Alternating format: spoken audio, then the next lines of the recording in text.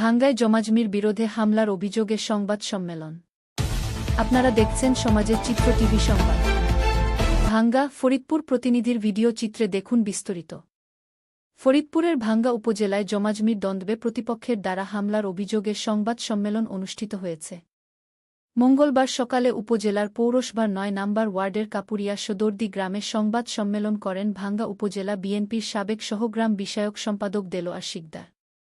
তিনি অভিযোগ করে বলেন, ভাঙ্গা উপজেলা স্বেচ্ছাসেবক দলের আহ্বায়ক শিকদার ছাইদুর রহমান মিঠু এবং পৌরসভার ৭ নম্বর ওয়ার্ডের সাবেক কমিশনার রফিকুল আলম জাহিদের সাথে তার দীর্ঘদিন ধরে জমি সংক্রান্ত বিরোধ চলছে। বিরোধপূর্ণ জমি নিয়ে আদালতে মামলা চলমান থাকায় ফরিদপুর জেলা প্রশাসকের কার্যালয়ে হাজির হওয়ার নোটিশ পেয়ে সেখানে গেলে অভিযুক্তরা তাকে হুমকি দেন। পরে জেলা প্রশাসকের কার্যালয় থেকে ফেরার পথে ৭-৮ জন ব্যক্তি তাকে ও তার ভাগ্নেকে ঘিরে ধরে এবং ধারালো অস্ত্র দিয়ে ভয়ভীতি প্রদর্শন এবং তার ভাগ্নেকে মারধর করে হত্যার হুমকি দেওয়া হয় বলে অভিযোগ করেন তিনি।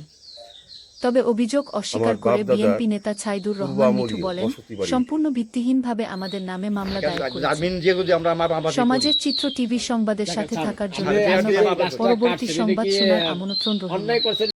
সবার আগে আপনার এলাকার সংবাদ পেতে আমাদের চ্যানেলটিকে সাবস্ক্রাইব, লাইক, ফলো দিয়ে সাথে থাকুন।